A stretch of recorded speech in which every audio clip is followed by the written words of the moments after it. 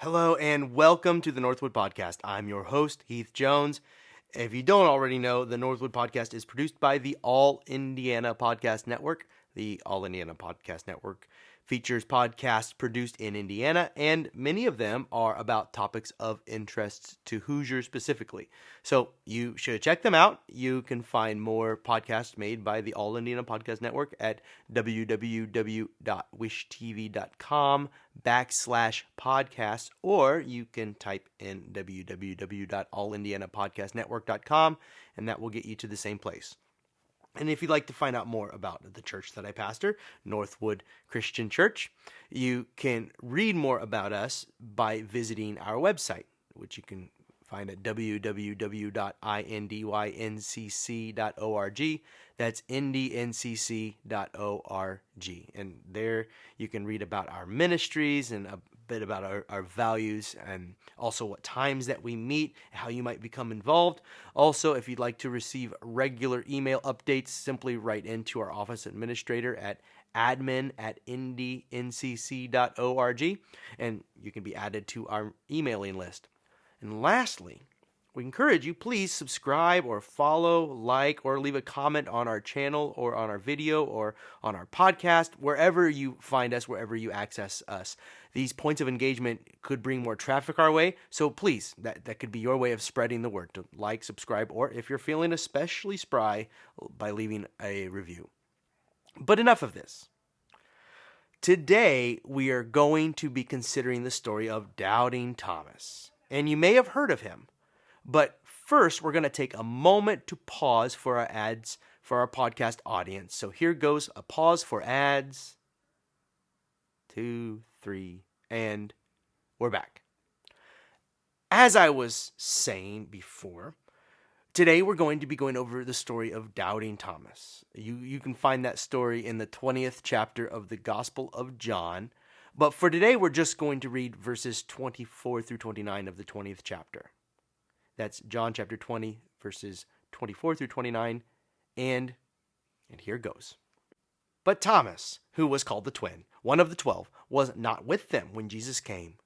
So the other disciples told him, "We have seen the Lord."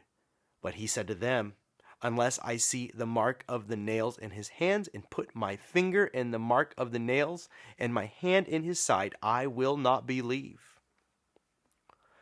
A week later, his disciples were again in the house, and Thomas was with them. Although the doors were shut, Jesus came and stood among them and said, "Peace be with you." Then he said to Thomas, "Put your finger here and see my hands. Reach out your hand and put it in my side. Do not doubt, but believe." Thomas answered him, "My Lord and my God." And Jesus said to him, "Have you believed because you have seen me? Blessed are those who have not seen and yet have come to believe." I should perhaps have set up some context before I started reading. What you just read along with me comes just after Jesus had appeared to the other disciples, absent Thomas. And if this story sounds familiar, it should, especially for those who attend churches that follow the lectionary. The lectionary, if you don't know, is just a churchy term for selected scripture readings many churches follow throughout the course of the year. Usually, my church, although not always, it goes in 3-year cycles. Years A, B, and C, and each of those years has a different selection of readings so that things are varied up, so you don't encounter the same passages over and over again. Maybe every 3 years, but not year by year.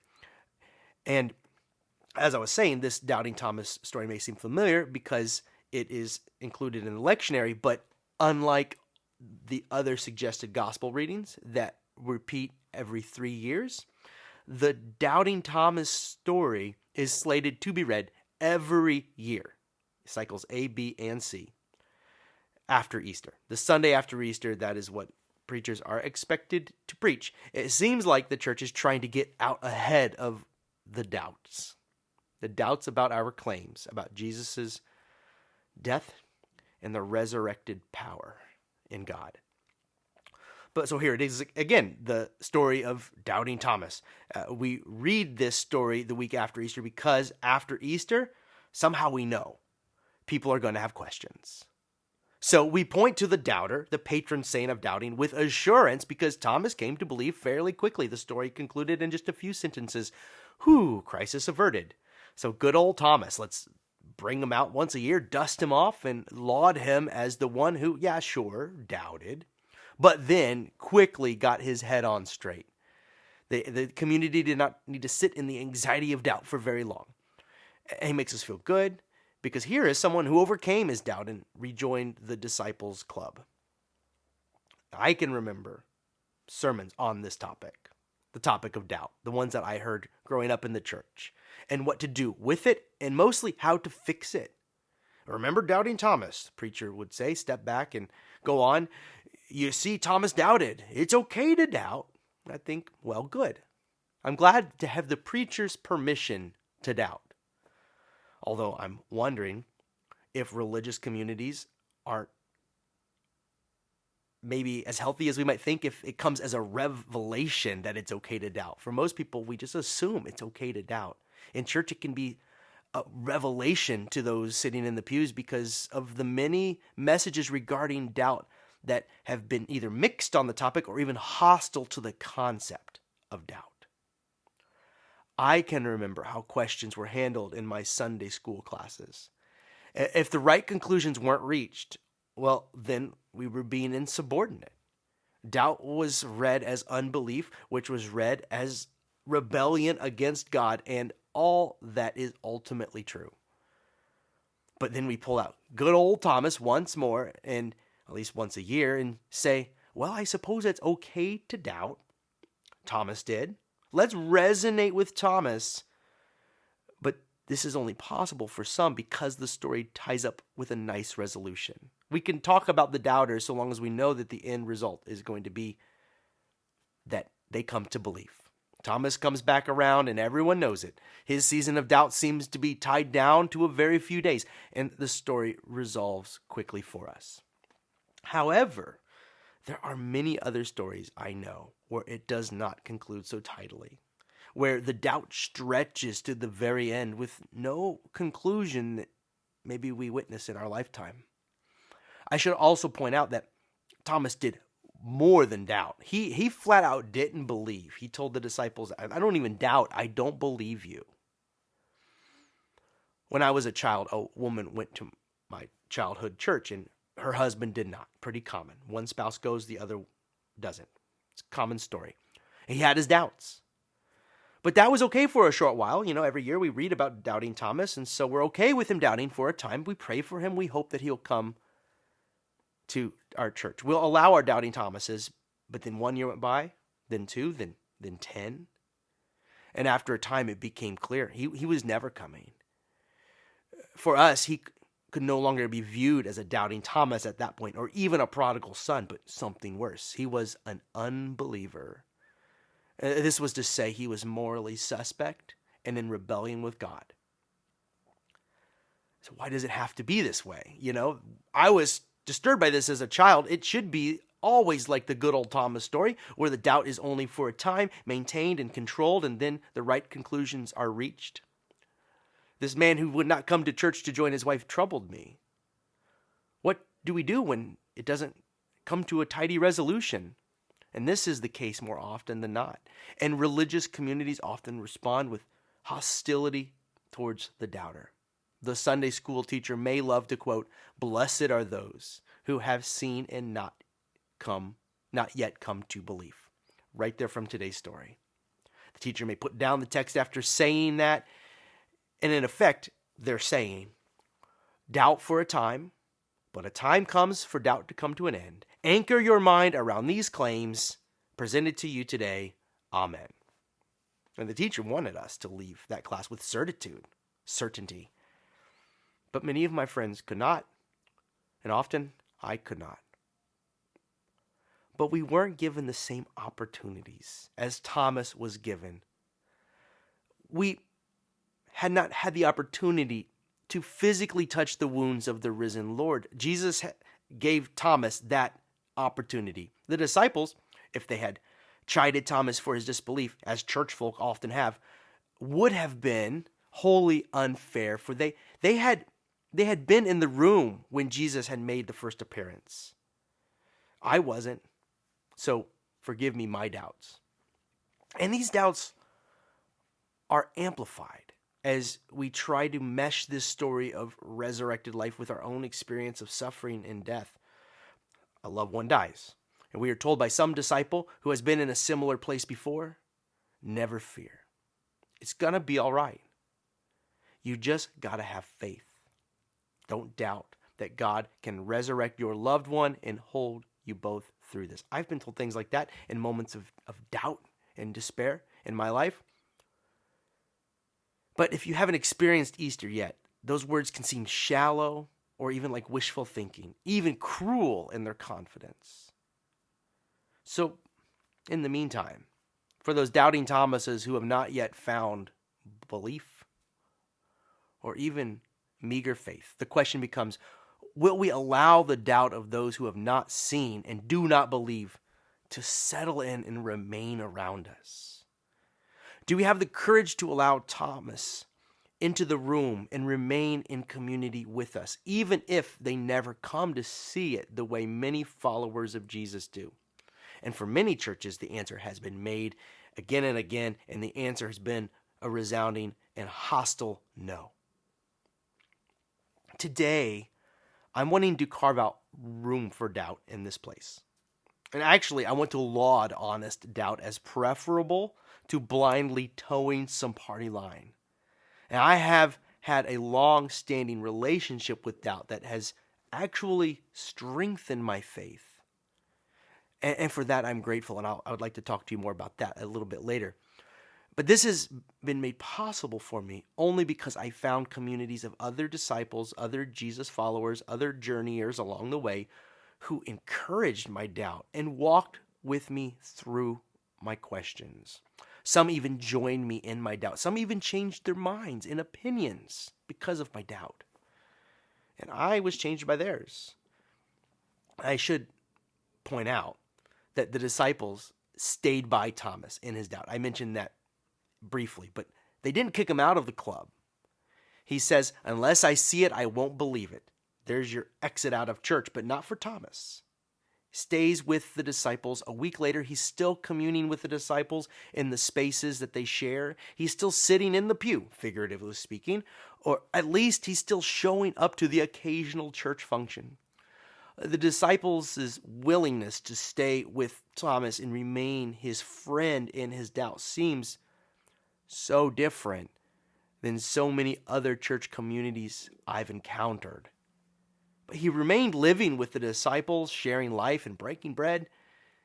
So here is a doubter who is not excommunicated or cast out.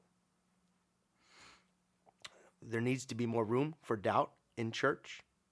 A few years ago, I visited a young woman who was very sick, raised in the church. But don't worry, she told me. My faith has kept me this far. She told me that she had no time to doubt. No time to doubt was how she put it. She claimed that she had no doubt at all. No disbelief or questions through her ordeal. She was dying. She had cancer. She says that she had no time for those who doubt, even then. So I'm thinking, I'd better be careful. This pastor had better be careful because she's sitting across from someone, me, who often has doubts. I'm listening to this. She goes on to say, some people have come into this room who have caused me to question my faith. I think they're filled with the devil. There's something evil about them. And I said, where have you drawn your strength? She replied, well, when my faith has been weak. Before she was saying, it's never weak. Now she's admitting. Then she tears up. And I could tell that she was feeling guilty simply by naming her doubt, which she took to be a moral failing. So here was a young woman on a hospital bed with cancer. Imagine it, feeling weak and feeling ashamed in her weakness and in her doubt. So I asked a question. Do you think that when you feel weak, you are in some way doubting God? And she nodded. Yes, through tears. There's guilt, shame. You could see it on her face. I said, it's funny. You talk about doubt and weakness. because this week is the week when churches talk about doubting Thomas. This happened to correspond with the same week many years ago. And she remembered the story, being raised in church, and I pointed out that Thomas was not kicked out because of his unbelief. Rather, he continued to commune with the disciples, and in time, he was given what he needed. In time. In the meantime, I said, do not beat yourself up when you feel weak, and do not equate doubt with weakness. If your doubt is the best you can do, in time, God will give you what you need. This is where you find your faith. And that was where she found her faith. And that basically sums it up for me. In time, we will be given what we need. Faith finds us in the midst of, and actually because of, doubts. It rises sometimes in the face of doubts. Not that doubts are a bad thing. At least this has been my experience. Doubt has become for me a precious word. I think that one cannot fully appreciate what a gift it is to be able to doubt freely unless they have lived in a world like I had lived in which doubt is seen as a weakness or even as infidelity to one's God. The church community that held me in my youth had seemed to have as a goal the removal of any possibility of doubt. And in this world, one would talk about past doubts as an alcoholic might talk about previous lapses from sobriety. That's how bad it seemed. But I have discovered that doubt is the opposite of weakness. It takes courage to hold doubt and to sit with it. Self-criticism, self-examination, and doubt are the hallmarks of truth, honesty, humility, and courage. My acceptance and appreciation of doubt has been hard-won. My tendency to ask questions and to express doubts led me to trouble in my younger years. I can remember wrestling with the conflicts between my faith and reason and finding my doubts and my questions were they seemed to be, felt like to me, they were shunted aside, discounted, or oversimplified by easy answers and platitudes, unsatisfying answers and platitudes. I found myself a prisoner to my honesty and curiosity rather than rewarded for it. I was forced to bend my intellect and my lived experience in half so that I can fit my religious presuppositions into the ever-enlarging world opening up before me. One night several years ago, I came to a decision. So frustrated by this, I decided I had had enough. I said to myself, I will never be afraid of truth so far as I think I can see it. Wherever it is, I find it. And when a new fact presents itself, I will absorb it and assimilate it with all the other knowledge and assumptions I hold. And when something can be reasonably demonstrated to be true, I will believe it, even if it conflicts with a cherished and comforting prior belief. That's what I said to myself. And I said it to God.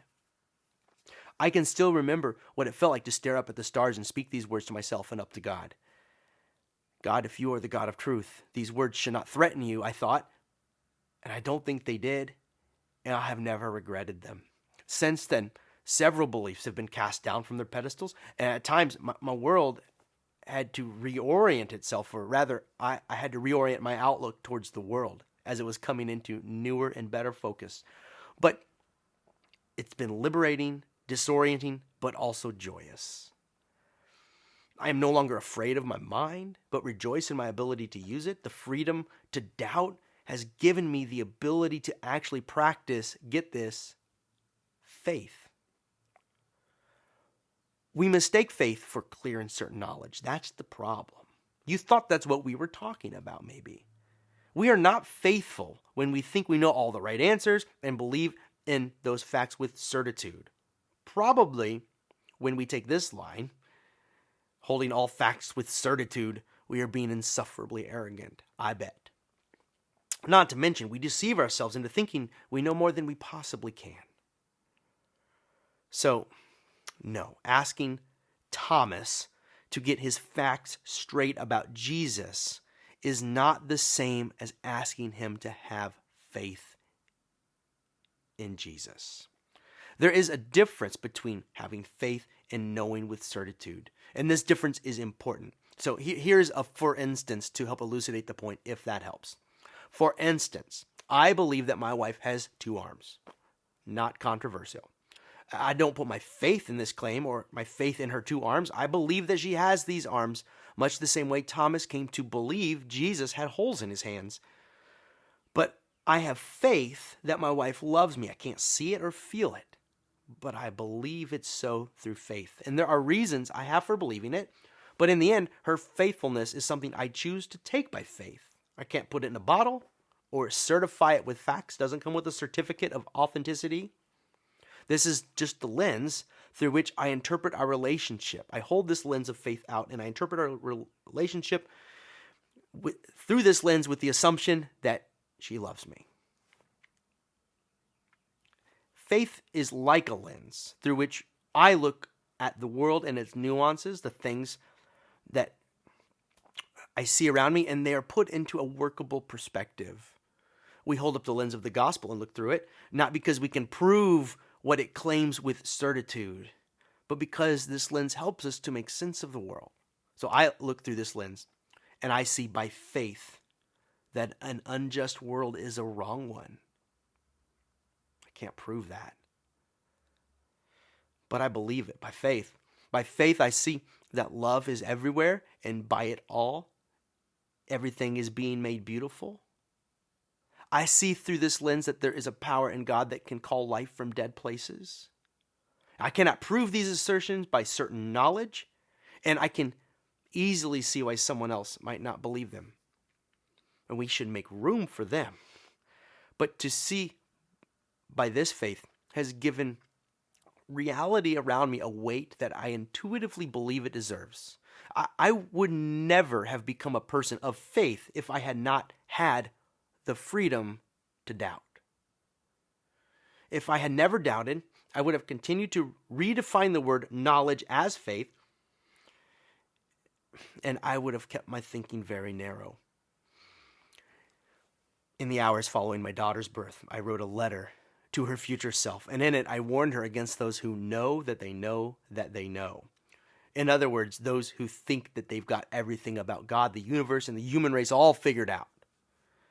And the reason this came immediately to my mind in those moments after my first child was born, sitting next to her infant-sized hospital bed, was because I was never duly warned myself. Instead, I feel like I was sold a narrow version of a blessed assurance by which you knew that doubt and self-criticism were unnecessary and even sinful. I was expected to check my brain at the door. And it's my fervent hope that my daughter, my other daughter, and my son never know what it is like to live in such a stultifying, oppressive world. I want their minds to be free to think and to marvel at God's mysteries with no fear of reprisal when they doubt. Emphasis on mystery, marvel at God's mysteries, a Christian concept that we used to be more comfortable with. So by God's grace, she will be free. But Jesus said, blessed are those who believe without seeing. Well, that's you and that's me. And we've literally never seen Jesus of Nazareth, the human, walking on earth like he did 2,000 years ago. But if I'm still being more honest, I can admit to myself there have been times when I have actually seen, when I've witnessed God's transformative power healing wounds and scars. There have been times when I have witnessed the hole in someone's side, or more accurately, someone's broken heart mended. And to have heard the testimony of that person after the fact, a testimony to the resurrection, restorative power of Jesus Christ. And then when I heard that story from their words, from their mouth, told with authenticity, I was no longer one who believed without seeing, but rather I saw and then believed. I saw their scars and I believed. Call me blessed or not, I don't care. These things I have seen and they've given me hope. So I encourage you, if you have a story that might increase someone else's faith, tell it. The story we read today was written down to serve as a testimony to us and others who have not seen, so that we might believe. And I think it's helping. Your story can serve as a testimony as well to others, so tell it. But if you are still in doubt, stay. there is room for you here. I may often join you, or more often than a pastor would care to admit. But the deepest faith is discovered in the midst of, not on the other side even, of such doubt. Even as you doubt, your faith is something real, holding you together. And I thank God for all of it, even the doubt, and the faith that sometimes finds me. The doubt and the faith. For me, today, I thank God especially for the doubt, because of what it's led to. Perhaps someday you will too.